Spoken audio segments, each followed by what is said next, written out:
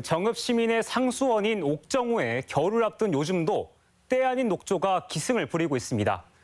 이 겨울 녹조도 참 이례적인데 해마다 녹조 발생 일수와 발생량이 통계적으로도 급증하고 있어 우려를 더하고 있습니다. 전라북도는 적은 강수량과 저수율이 이유라며 외부 오염원 유입 가능성에는 선을 긋고 있지만 단순 저수율 감소만으론 설명이 되지 않습니다. 허현우 기자가 취재했습니다. 호수 전체가 초록빛을 띤 옥정호.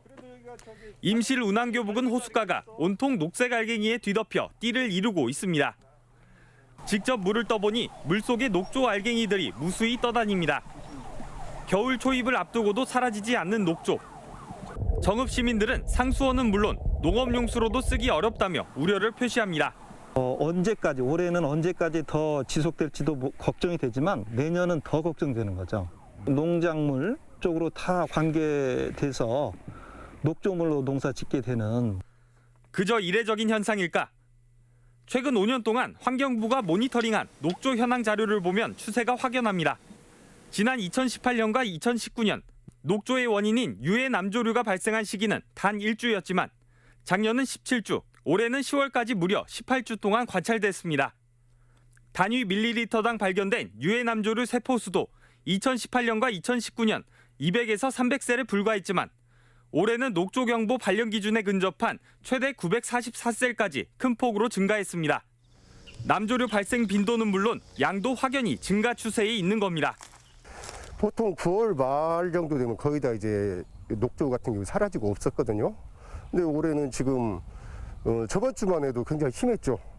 옥정호의 급격한 변화에 지난달 시민단체가 독성 물질인 마이크로시스틴이 미국 기준치의 최대 330배까지 검출됐다는 사실을 밝히고 도지사를 고발해 파문은 커지고 있습니다. 전라북도는 올해 강수량이 예년에 비해 적어 저수율이 낮아진 것을 원인으로 지목합니다. 11월 기준 저수율이 19%에 그치다 보니 수온이 급격하게 올라 녹조가 번성했다며 수변 개발과 관광객 증가로 인한 오염물질 유입에 대해서는 선을 긋습니다.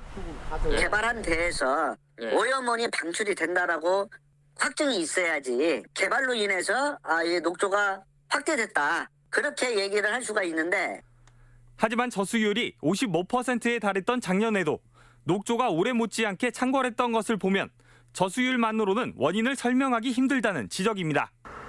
옥정호 주변 개발이 본격화되기 이전과 비교해보면 차이가 분명합니다.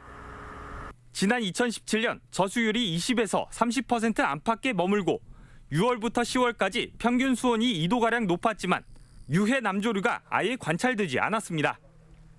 심지어 11월 저수율이 7.8%로 올해의 절반 이하였던 2015년에도 유해 남조류 세포수는 최대 118셀로 올해의 8분의 1 수준이었습니다.